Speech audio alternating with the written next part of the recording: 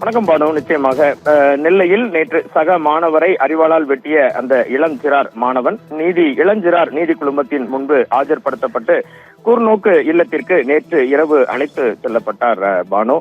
இதில் அவரிடம் விசாரித்தார்கள் என்று கூட கூற முடியாது. காவல்துறை அதிகாரிகள் இந்த மாணவனிடம் பேசிய போது பல்வேறு தகவல்கள், பரபரப்பு தகவல்கள், முக்கிய தகவல்கள் வெளியாகி உள்ளது பானு. இதில் பார்த்தீர்கள் என்றால் பிஞ்சு உள்ளங்களில் நஞ்சை விதைப்பதாக செல்போனே மிக முக்கிய ஆதிக்கத்தை செலுத்தி இருப்பது தற்போது தெரிய வந்துள்ளது. சமூக வலைதளங்கள், வன்முறை வீடியோ பதிவுகள், யூடியூப் இவையே இந்த நிகழ்வுக்கு காரணம் என சிறுவனிடம் பேசிய காவல்துறை உயர் அதிகாரிகள் சத்தியம் தொலைக்காட்சியிடம் தெரிவித்தனர்.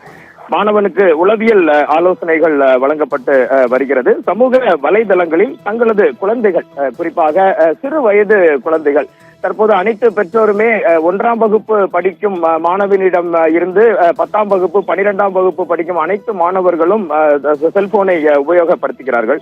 அந்த செல்போனில் சமூக வலைதளங்களில் தங்களது குழந்தைகள் என்ன செய்கிறார்கள் என்பதை கண்காணிக்க வேண்டியது ஒவ்வொரு பெற்றோரின் கடமை. எனவே அந்த மாணவனிடம் பேசிய காவல்துறை அதிகாரிகள் குறிப்பிடுகிறார்கள் பானு. அந்த மாணவன் யூடியூப் மற்றும் சமூக வலைதளங்களில் இருக்கும் வீடியோவை பார்த்தே தான் அரிவாளால் சக மாணவனை வெட்டியதாக தற்போது கொடுத்திருக்கும் தகவல், அந்த வாக்கு மூலமானது சமூக சிந்தனையுடன் செயல்பட வேண்டிய காலகட்டத்தில் நாம் அனைவரும் இருப்பதையே வெளிக்காட்டுவதாக உள்ளது பானு.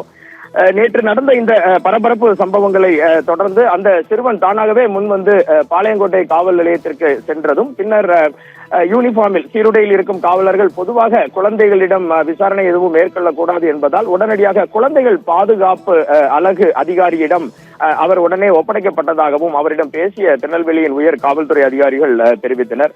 பின்னர் அந்த சிறுவன் நாள் முழுவதும் அழுது கொண்டே இருந்ததாகவும் வாங்கி கொடுத்த உணவை கூட சாப்பிடவில்லை என்றும் அவர்கள் தெரிவித்தனர். தன்னுடைய பென்சில் ஆனது தனக்கு கிடைக்காமல் போய்விட்டதே என்ற ஒரே ஒரு ஆதங்கம் தான் அந்த சிறுவனை இது போன்ற செயல்பாடுகளில் ஈடுபட தூண்டியதாகவும் அவரிடம் பேசிய காவல்துறை அதிகாரிகள் தெரிவித்தனர். இளஞ்சிறார் நீதி குழும நீதிபதி முன்பு ஆஜர்படுத்தப்பட்டு நேற்று இரவு அவர் இளைஞர் கூர்நோக்கு இல்லத்திற்கு அழைத்து செல்லப்பட்டார். இது போன்ற நிகழ்வுகளில் பெற்றோரின் பங்கும் மிக மிக முக்கியம் என்றும், குழந்தைகள் செல்போனை உபயோகப்படுத்தும் போது அவர்கள் எது போன்ற நிகழ்வுகளை பார்க்கிறார்கள் என்பதை கண்டிப்பாக பெற்றோர்கள் அதை எப்பொழுதுமே அதை கவனிக்க வேண்டும் என்ற கருத்தும் தற்போது வெளியாகி இருக்கிறது. இது குறித்து திருநெல்வேலி மாவட்ட ஆட்சியர் சுகுமார் நம்மிடம் பேசும்போது, மாணவர்கள் தங்களது முக்கியமான எதிர்பார்ப்புகளையும் ஏமாற்றங்களையும் தாங்கிக் கொள்ளும் பக்குவத்தோடு அவர்களை சிறுவயது முதல் நாம் வளர்க்க வேண்டும் என்ற கருத்தை குறிப்பிடுகிறார்.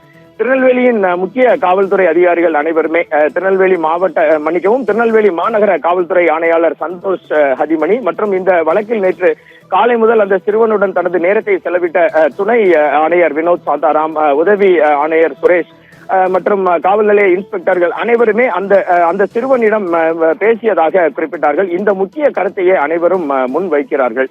எது எப்படி இருந்தாலும் ஏமாற்றங்களை தாங்கிக் கொள்ளும் பக்குவத்தினை குழந்தைகள் வளர்த்துக் கொள்ளும் விதமாக அவர்களுக்கு ஆலோசனைகளை வழங்க வேண்டிய காலகட்டம் இதுவென்றும், சமூக வலைதளங்களில் அவர்களுடைய செயல்பாடுகள் எதை அவர்கள் பார்க்கிறார்கள் என்பது குறித்தும் பெற்றோர்கள் முக்கியமாக கவனிக்க வேண்டும் என்ற கருத்தே இந்த விஷயத்தில் தற்போது முன்வைக்கப்படுகிறது பானு. இதுவே தற்போது இந்த நிகழ்வில் திருநெல்வேலியில் இருக்கும் கள நிலவரம் பானு. சங்கர், தற்போது அந்த பாதிக்கப்பட்ட மாணவனுக்கு உளவியல் ரீதியாக ஆலோசனைகளையும் அறிவுரைகளையும் வழங்க ஏதேனும் நடவடிக்கை மேற்கொள்ளப்பட்டிருக்குதா?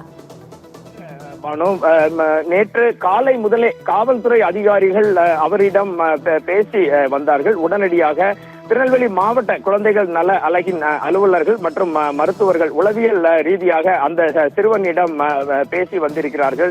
இது போன்ற ஒரு மிகப்பெரிய தவறை தான் செய்து விட்டேனே என நாள் முழுவதும் இந்த சிறுவன் அழுது கொண்டே இருந்ததை மீண்டும் மீண்டும் காவல்துறையினர் குறிப்பிடுகிறார்கள். அதை போக்கும் விதமாக அந்த சிறுவனுக்கு சிறு வயதில் இது போன்று நடக்கும் நிகழ்வுகள் தவறில்லை, ஏமாற்றத்தை தாங்கிக் கொள்ள வேண்டும், அதற்குரிய பக்குவத்தை அடைய வேண்டும் என்பது குறித்தான கவுன்சிலிங்குகள், ஆலோசனைகள் உளவியல் ரீதியாக வழங்கப்பட்டு வருகிறது பானு. விரிவான விவரங்களுக்கு நன்றி வனராசங்கர். நெல்லையில் சக மாணவனை அரிவாளால் வெட்டிய மாணவன் அளித்த அந்த பரபரப்பு வாக்குமூலத்தின் அடிப்படையில் மாணவனுக்கு தற்போது உளவியல் ரீதியாக ஆலோசனை வழங்குவதற்கான நடவடிக்கைகள் மேற்கொள்ளப்பட்டு வருகிறது.